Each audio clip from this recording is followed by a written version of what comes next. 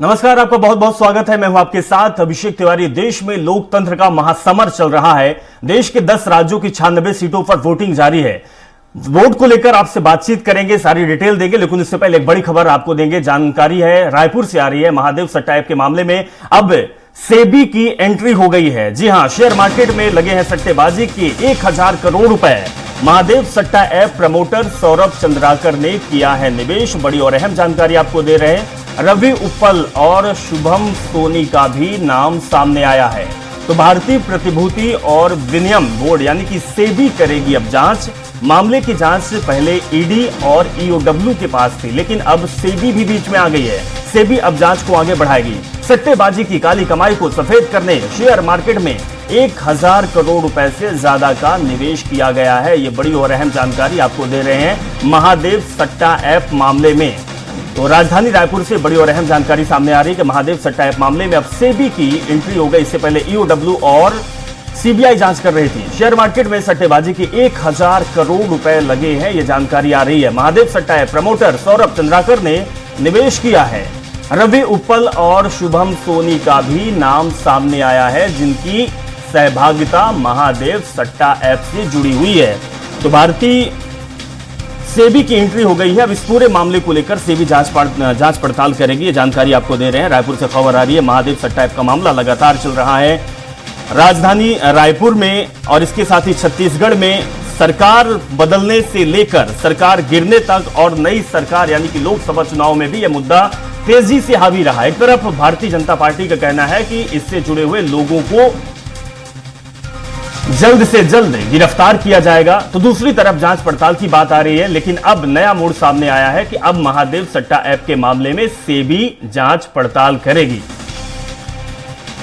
हेमंत हमारे संवाददाता phone line पर जुड़े हुए हैं, उनका रुख करेंगे। हेमंत, बड़ी जानकारी सामने आ रही है कि ईओडब्ल्यू और सीबीआई के बाद अब सेबी के हाथ में कमान पहुंच चुकी है। सेबी अब इस मामले को लेकर जांच पड़ताल करेगी।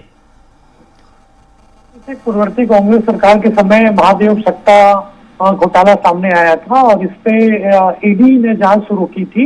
ईडी के बाद चूंकि सत्ता परिवर्तन हो गया है छत्तीसगढ़ में, ईओडब्ल्यू की भी एंट्री हुई। ईओडब्ल्यू ने एक नई एफआईआर दर्ज किया और उसी के तहत कई गिरफ्तारियां हुई। 3-4 गिरफ्तारियां गोवा, मुंबई, दिल्ली से हो चुकी है अभी तक। और अब ईओडब्ल्यू और ईडी के बाद सेबी की एंट्री इस मामले में हुई है, क्योंकि 100 करोड़ के आसपास पैसा निवेश किया गया था शेयर मार्केट में। और जो 400 पन्ने की चार्जशीट है कोर्ट में जो पेश की गई थी, उसमें इस बात का खुलासा हुआ था और उसी के बाद ये फैसला लिया गया है। सेबी जांच करेगी कि जो शेयर मार्केट में पैसा है किसके द्वारा लगाया गया, उस पैसे को किस तरीके से परिवर्तित किया गया। तो तमाम बिंदु है जिसको लेकर अब सेबी अलग से इस मामले की जांच करेगी। बिल्कुल बिल्कुल, लेकिन हेमंत, इससे पहले यह भी जानकारी सामने आई थी कि कई जगह देश के और विदेशों में भी इसके अकाउंट खुले हुए हैं। क्रिप्टो करेंसी में एक्सचेंज करने की बात भी सामने आई थी। देखिए, छत्तीसगढ़ में पूरी तरीके से इस सट्टे का प्रकोप देखने को मिला था अभिषेक। और जो जानकारी प्रारंभिक तौर पर सामने आई है, 18 राज्यों में इस महादेव ऐप का बैंक अकाउंट है। यानी समझा जा सकता है कि किस तरीके से ये नेटवर्क फैला हुआ था। कई विदेशों में भी, जो विदेश के शहर हैं, वहां पर भी इसको लेकर जानकारी आई है कि वहां पर भी बैंक अकाउंट खोले गए हैं, बैंक अकाउंट को किराए पर लिया गया है।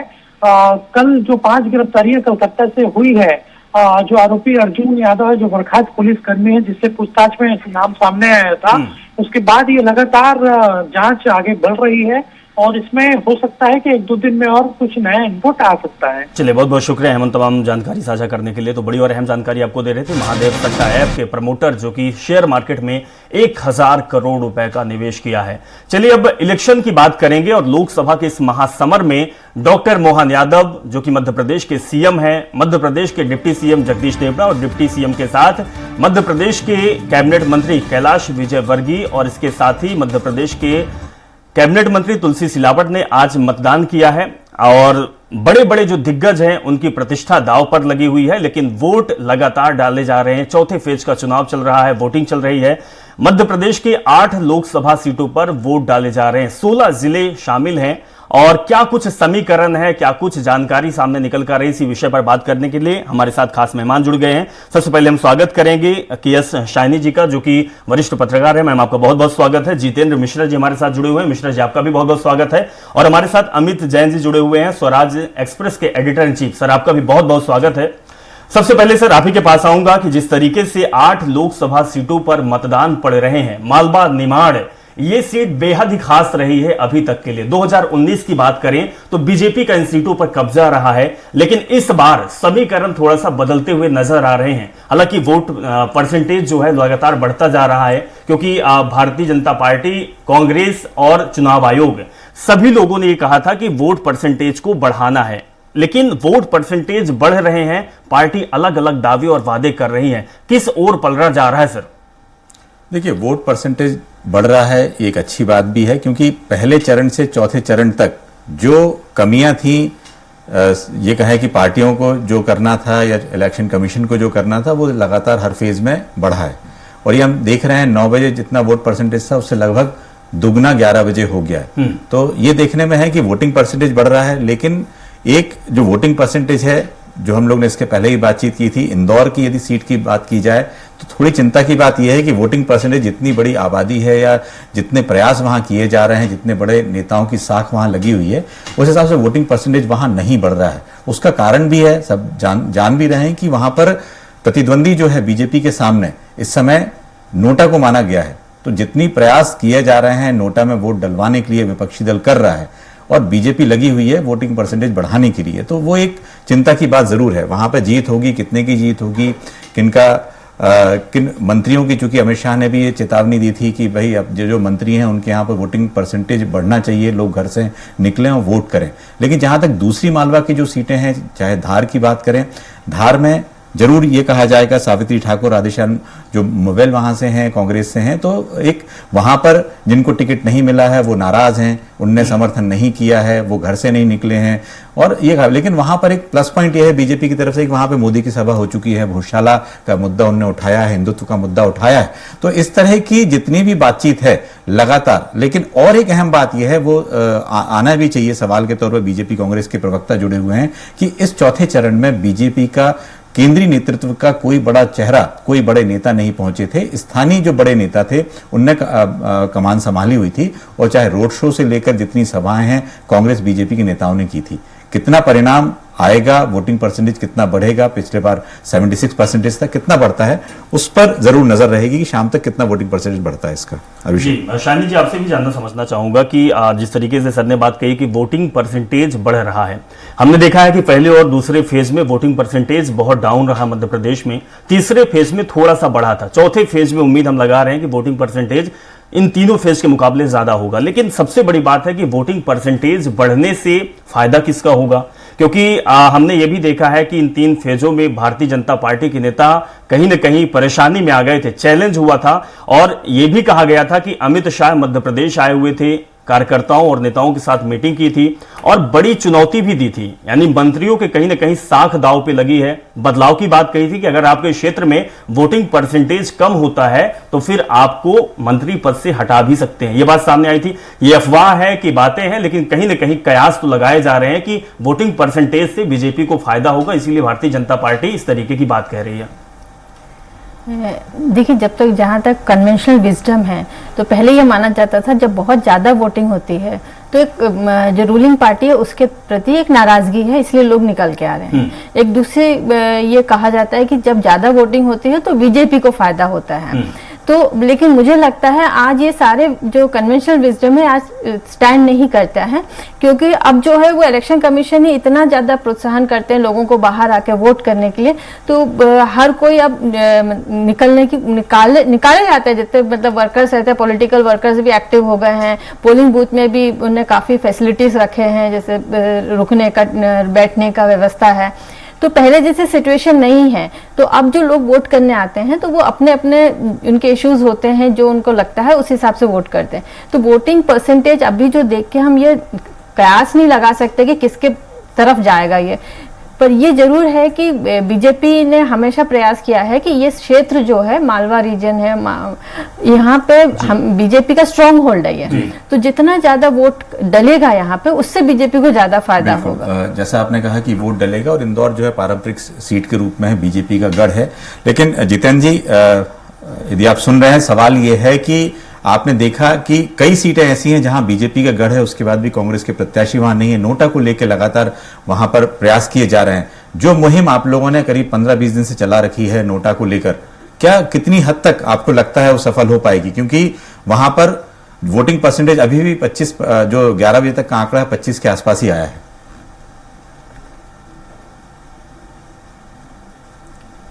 आम समस्ते देखुचे लोग। जी, मिश्रा जी का संपर्क सर टूट गया, हमसे साधने की कोशिश की जा रही है। लेकिन सर एक बात और है, जैसे कि आपने नोटा की बात कही है, लोकतंत्र में नोटा को सपोर्ट करना किसी भी बड़ी पार्टी को कितना सही है? क्योंकि हम जब नोटा बटन आई थी, नोटा में ये कहा जा रहा था कि जो जिसका भरोसा किसी भी पार्टी पे नहीं है वो नोटा को वोट दें, लेकिन कांग्रेस पार्टी लगातार नोटा को प्रमोट कर रही है। क्या वाकई में लोकतंत्र के लिए अच्छी चीज है?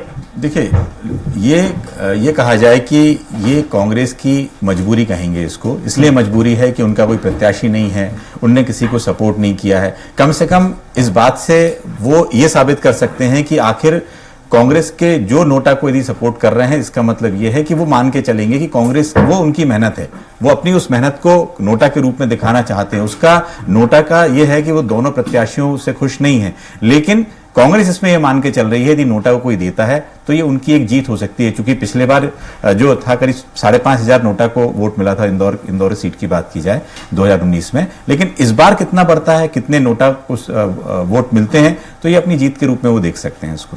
लेकिन शाहनी जी, एक हमारे जो संवाददाता ब्यूरो हेड भी गए हुए थे, इंदौर प्रदेश की आर्थिक राजधानी कही जाती है, लेकिन कहीं न कहीं कार्यकर्ताओं में जो उत्साह था, चाहे वो भारतीय जनता पार्टी के कार्यकर्ता हो या फिर बीजेपी के कांग्रेस के कार्यकर्ता हो, कहीं न कहीं उनका मोराल जो है वो डाउन होता दिखाई दिया है। लोगों में उत्साह नहीं रहा। बीजेपी के कार्यकर्ता खुद ये कह रहे थे कि हम तो काम किए हुए हैं, लगातार 9 बार से हम जीतते आए हैं, हमारी पहुंच है, पकड़ है और हमारे नेता मजबूत है, फिर हमें विपक्ष चाहिए था, मजबूत विपक्ष से हम लड़ने को तैयार हैं। वो चीजें कहीं न कहीं सामने आई, जिसकी वजह से ये कयास भी लगाए जाते हैं कि भारतीय जनता पार्टी के अंदर ही कहीं न कहीं बेचैनी है और कार्यकर्ता उदासीनता से गुजर रहे हैं। बिल्कुल सही बात कहा है कि, और दूसरी बात है, जब एक तो ये भी रहा कि इन्हें एक नारा लगा दिया 400 पार, तो कार्यकर्ताओं में लगा अब हम तो जीत ही रहे हैं, 400 पार है, तो कहीं ना कहीं वहां पे मॉरल उनका इतना हाई नहीं था कि हम इतना एक्टिव काम करें। उसके बाद आपने देखा होगा कि 1-2 फेज के बाद ये नारा लगाना बंद भी कर दिया था, मोदी जी ने भी इसको पीछे कर दिया। फिर उसके बाद जब विपक्ष ने इसको बार बार उठाया तो वापस वो चीज आ गया है। लेकिन मुझे लगता है कहीं ना कहीं एक वो रहता है कि सेल्फ सेटिस्फेक्शन कि भाई हमें कुछ करने की जरूरत ही नहीं है, हम तो ऐसे ही जीत रहे हैं। तो उसकी वजह से मुझे लगता है कि कार्यकर्ताओं में एक तरह से उदासीनता टाइप हो गया था और उस वजह से नहीं आ रहे हैं लोग बाहर। लेकिन अब जो है वापस इस चीज को बात कही जा रही है, तो बीजेपी के अंदर ये प्रेशर भी डाला जा रहा है कि आप जाइए अपने अपने बूथ में जो लोग हैं उनको बाहर निकालिए और उनसे वोट डलवाइए, और नहीं डालते हैं तो ये आपके ऊपर इस पे फर्क पड़ेगा, आपके करियर पे, आपके पॉलिटिकल परफॉर्मेंस पे। जैसा आपने कहा कि बीजेपी कांग्रेस के ये चैलेंज लग रहा है, इंदौर सीट पर कितने पार्टियां वोटर्स को बाहर निकाल पाती है। जितेंद्र जी, यदि आपको आवाज आ रही हो, तो जो सवाल यह है कि नोटा की टेबल, अभी तक कहीं भी नोटा की टेबल नहीं लगी थी। इंदौर कॉन्स्टिट्यूंसी में कई मतदान केंद्रों पर नोटा की टेबल लगाकर कांग्रेस उस चीज को प्रमोट भी कर रही है। क्या आपको लगता है कि नोटा में जो आपके बड़े नेता थे उनने उस चीज को आगे बढ़ाया है कि नोटा को ज्यादा से ज्यादा लोग वोट करें, तो कहां तक सफलता मिल पा रही है आप लोगों को?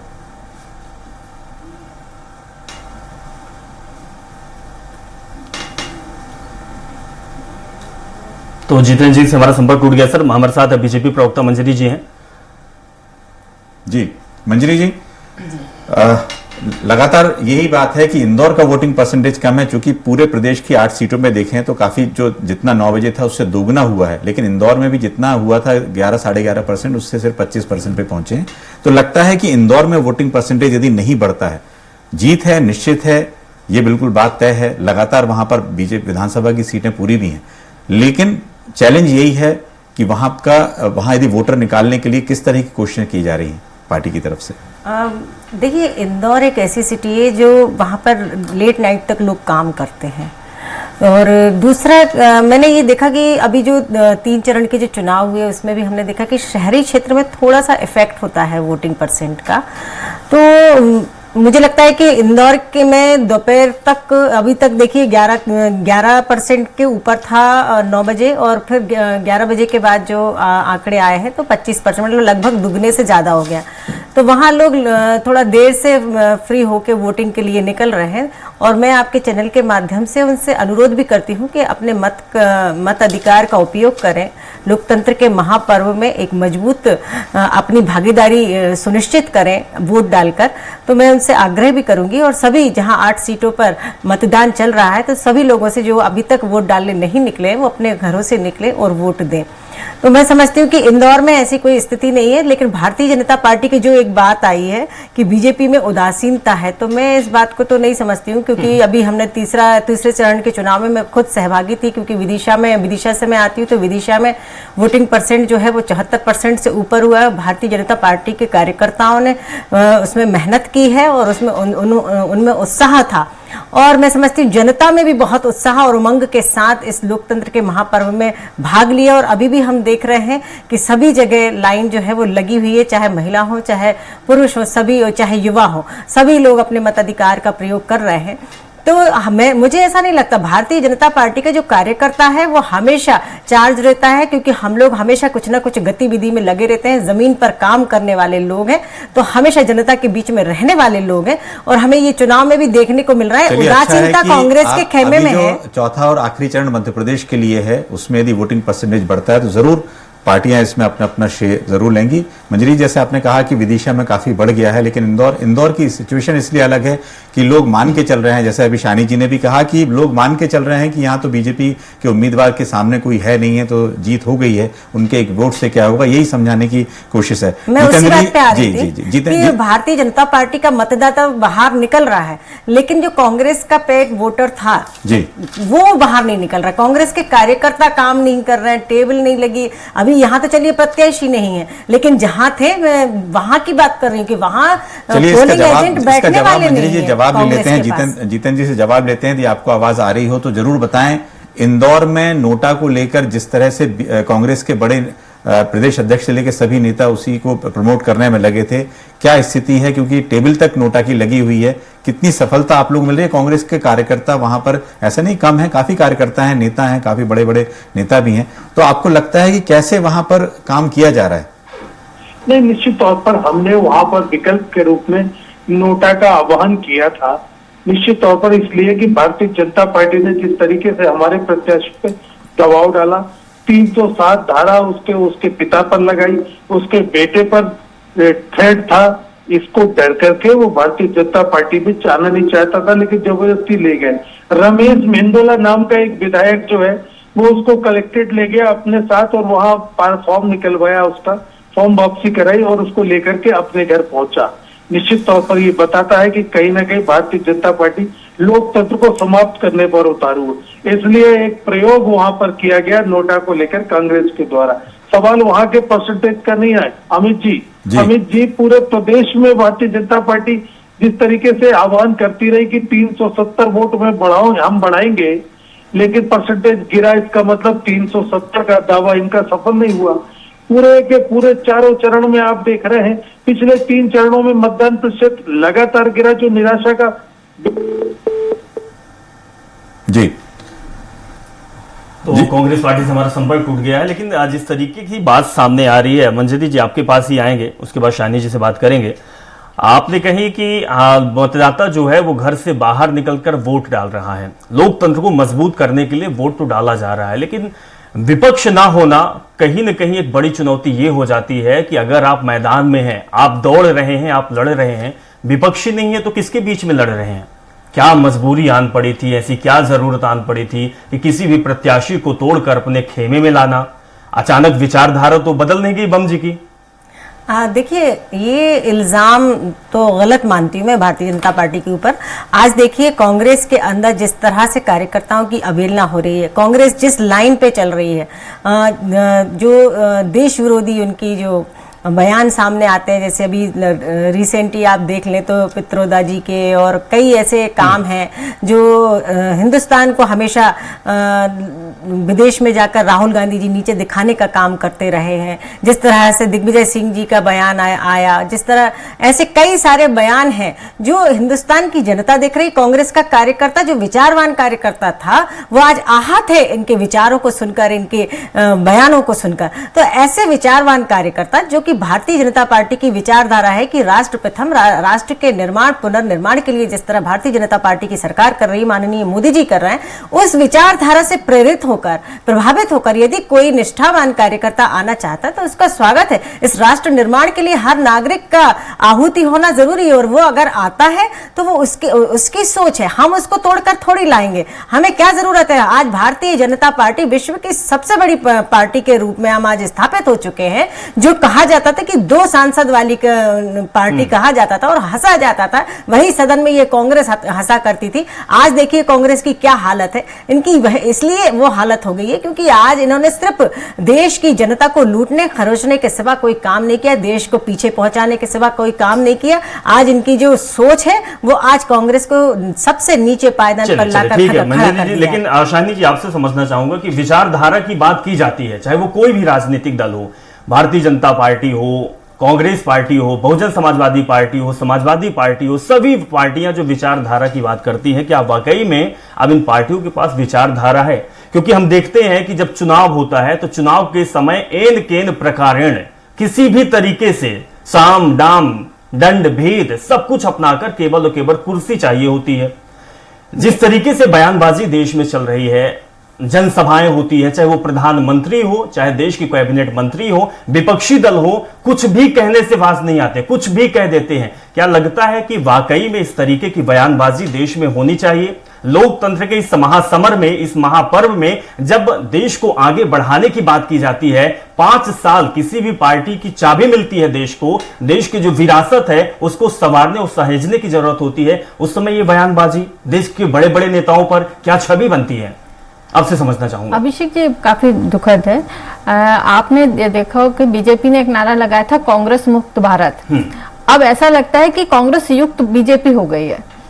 पूरे कांग्रेस जो है वो बीजेपी में सम्मिलित हो गए हैं। और आप देखेंगे जिनके ऊपर भी केस है, ईडी सीबीआई के जो केस लगे थे, वो लोग जहां पे इनका कहना था वो चक्की पीसिंग और चक्की पीसिंग करेंगे और वो बीजेपी में आ गए तो पूरे तरीके से साफ हो गए हैं। अब उनके ऊपर कई लोग के तो केस ही बंद कर दिए हैं। तो जहां तक आइडियोलॉजी की बात करेंगे अगर आप, तो ये आइडियोलॉजी कहाँ है फिर? जो लोग कांग्रेस के थे, कांग्रेस में थे और उनको आपने लाके यहाँ पे मुख्यमंत्री बना दिया, उन लोग को बड़े बड़े पद दे दिए, और जो बीजेपी के कार्यकर्ता थे, जो लोग इतने सालों से उसके लिए आइडियोलॉजी के लिए वर्क कर रहे थे, वो अभी भी वहीं पर है। तो आइडियोलॉजी की जो बात कहते हैं, ठीक है, पार्टी अपनी आइडियोलॉजी से ही चलती है, लेकिन जब सत्ता पाने के लिए जो भी करना होता है तो उसमें आप आइडियोलॉजी से को एक तरफ करके उन लोग को अपने पार्टी में ले लेते हैं। तो मुझे लगता है कि सबसे जो महत्वपूर्ण चीज हो जाता है वो पावर होता है, किस तरह से पावर मिले, और पावर के लिए आप सब चीजों के साथ कॉम्प्रोमाइज करने के लिए तैयार हो जाते हैं। शालिनी जी, सत्ता में काबिज होने के लिए पार्टियां एड़ी चोटी का दाव लगाती हैं और लगाने पर मजबूर भी होते हैं। एक वक्त हो गया एक छोटे से ब्रेक का, आप सभी मेहमान हमारे साथ बने रहिए। वक्त ब्रेक के बाद वापस लौटेंगे और बताएंगे कि चौथे चरण का जो मतदान चल रहा है, क्या कुछ चल रहा है, क्योंकि मध्य प्रदेश की 8 सीटों पर वोटिंग लगातार जारी है। जल्द लौटते हैं ब्रेक के बाद।